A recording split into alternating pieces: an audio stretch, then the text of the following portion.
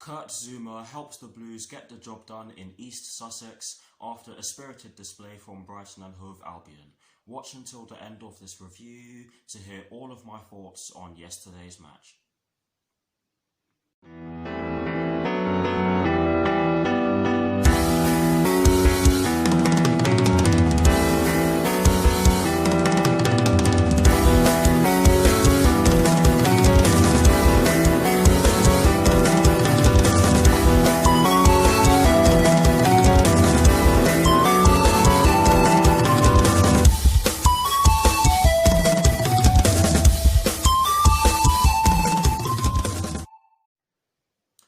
Hello people, welcome to my channel, welcome to another video. This is my review of the game which took place yesterday evening at the Amex Stadium in the Premier League between Brighton and Hove Albion and Chelsea, which Chelsea ended up winning by 3-1. So what I'm going to do for you guys in terms of this review is that firstly, I'll be giving you guys the lineup that Frank Lampard fielded at the start of yesterday's match. I'll then be giving you guys my thoughts on the match itself. And as always, I'll be giving you guys the positives and the negatives in which I took from the match. And lastly, I'll be giving you guys my thoughts on Chelsea's upcoming Premier League fixture, which will be taking place this Sunday at Stamford Bridge against Liverpool. So without further ado, let's get straight into this review.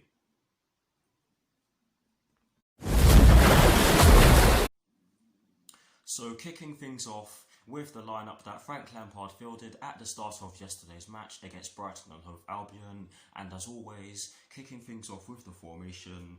There are loads of people saying that it was a 4-2-3-1, and the One Football app have said that it was a 4-4-2, so I'm just going to read it as if it was a 4-4-2 because I'm not even sure myself. But Frank Lampard went with Kepa in goal. He went with a back four from right to left of Reece James, Andreas Christensen, Kurt Zouma and Marcos Alonso. He went with a midfield four from right to left of Kai Havertz, N'Golo Kante, Jorginho and Mason Mount. And he went with a front two of Ruben Loftus-Cheek and Timo Werner. Again, I'm not entirely sure if that's correct, so please do let me know what you think or thought the formation was in the comment section below. And yeah, that is the lineup that Frank Lampard fielded at the start of yesterday's match against Brighton and Hove Albion.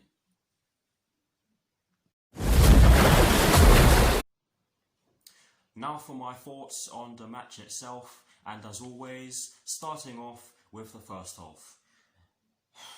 Wow. Brighton and Hove Albion for me were the better side in the opening exchanges of the match. They looked the more confident of the two sides, and they didn't, let me start that again, didn't really have too many chances to show for it, but my god were they doing a lot more attacking than we did for the whole of the first half, to be honest. I'm going to paraphrase because we really didn't show too much in the first half. I'm going to really start off with the penalty in which Timo Werner won. I believe it was Alzate who got the ball from Matt Ryan, was it?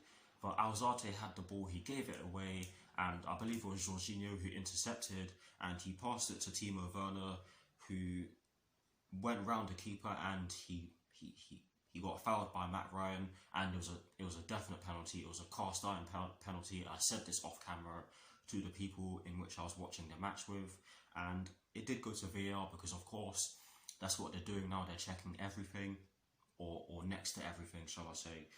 But yeah, it was a definite penalty, and Jorginho stepped up, took it and converted it really well. He made Matt Ryan dive the wrong way, and it was an expertly taken penalty. And like I said in my reaction video, his penalties really do make me nervous.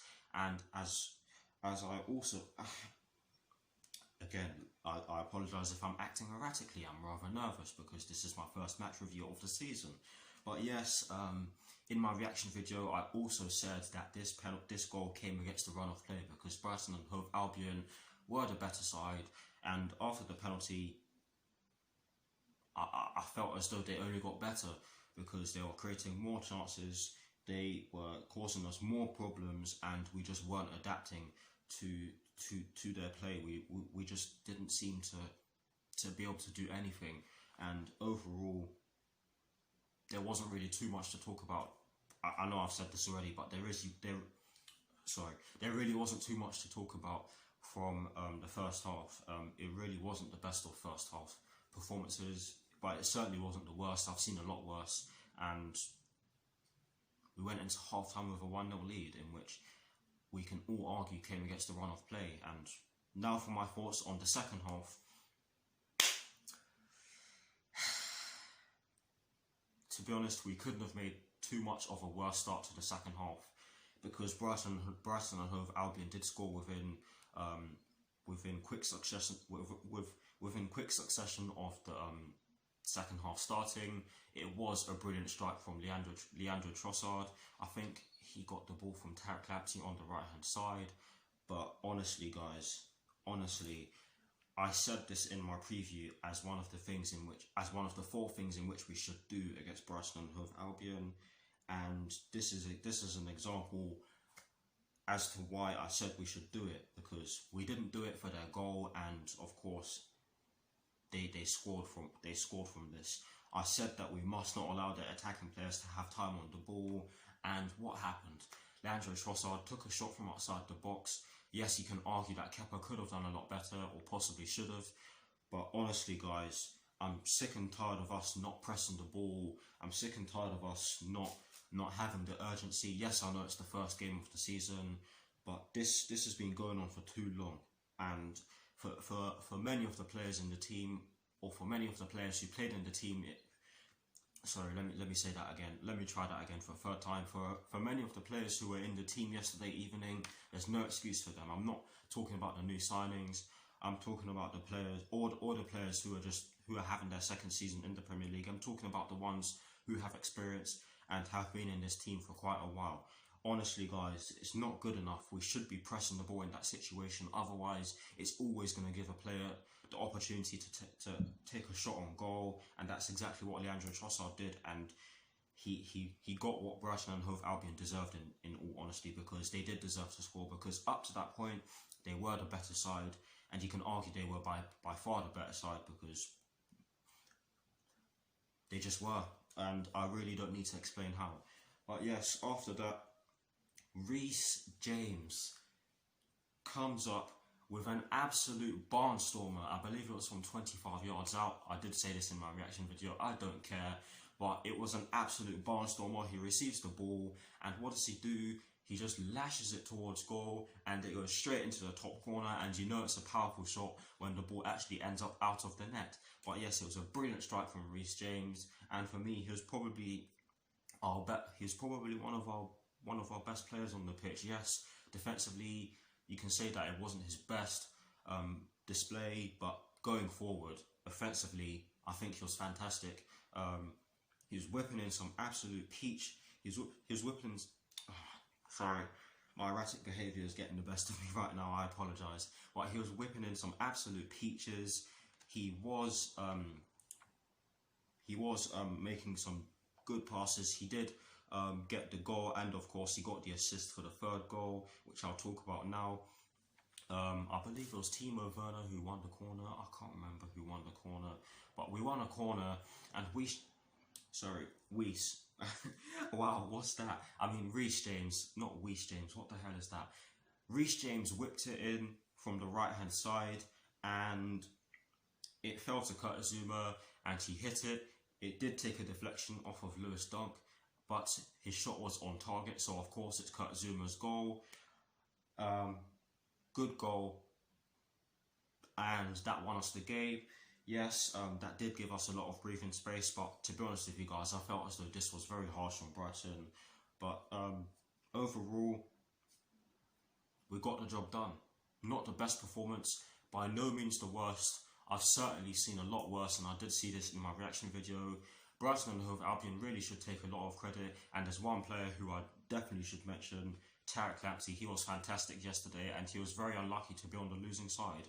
I felt as though Brighton and Hove Albion deserved at least a draw, and you can make a case for them actually winning the game, because they did have enough chances to win the game, and had we been a lot worse than we actually ended up being yesterday evening, Brighton and Hove Albion would have gotten their first ever victory against us in the Premier League. But yes, now for the positives and the negatives in which I took from the match. Starting off with the positives, The first positive, I've got two positives for you guys, by the way. The first positive in which I took from yesterday's match is the fact that two of our defenders scored. Yes, none of our attackers scored, but if your attackers don't score, then it's always a bonus if your defenders do score for you and end up winning the game for you. Yes, in some cases it's not ideal, but in the case of yesterday's game, I'm going to say that I'm going to use this as a positive in terms of going forward, because this was Timo Werner's first Premier League game, or first ever Premier League game, and this was Kai Havertz's first ever Premier League game. Ruben Loftus-Cheek was playing in a fairly unfamiliar position, and he did have 13 months out, so it is going to take time for him to get back to his normal self, and it is going to take time for him to find form. So guys, please do not slate the team too much or at all. It's going to take time for most of these players to get back to their normal selves, and it's certainly going to take time for the newcomers to gel, and I'll keep saying this. But yes, that is the first positive in which I took from yesterday's match. The second positive in which I took from yesterday's match, I've kind of touched on it already, is the fact that Timo Werner and Kai Havertz got some minutes under their belt. Timo Werner looks sharp.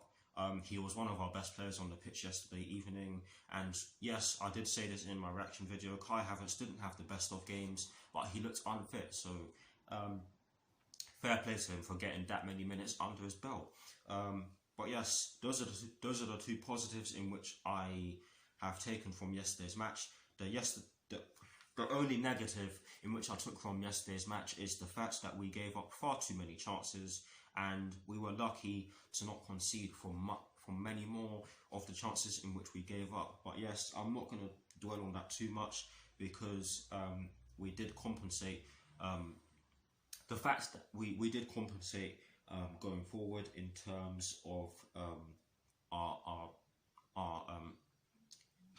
we did compensate with us being clinical. I hope that makes sense. But yes, that is it for my thoughts on yesterday's match, and as always guys, please do let me know what your thoughts on yesterday's match are in the comment section below, and I will do my very best to respond. Now, to conclude this review, I'm going to give you guys my thoughts on Chelsea's upcoming Premier League fixture, which will be taking place this Sunday at Stamford Bridge against Liverpool. And I'm not entirely sure when the match will kick off, but I'll certainly know before the match kicks off, of course, and I'll certainly know in time for my preview for that game. But yes, we certainly have to tighten things up in all areas of the pitch before this game, and yes, that is easier said than done, because of course I've said it numerous times throughout the course of this review. Some of our players will take time to gel and fully adjust to what Frank Lampard wants or demands from them, but yes, I do think we have to be a bit better defensively, and I certainly have to say that we do have to be a lot better on the ball, because we did give the ball away a lot yesterday evening. Our passing was poor.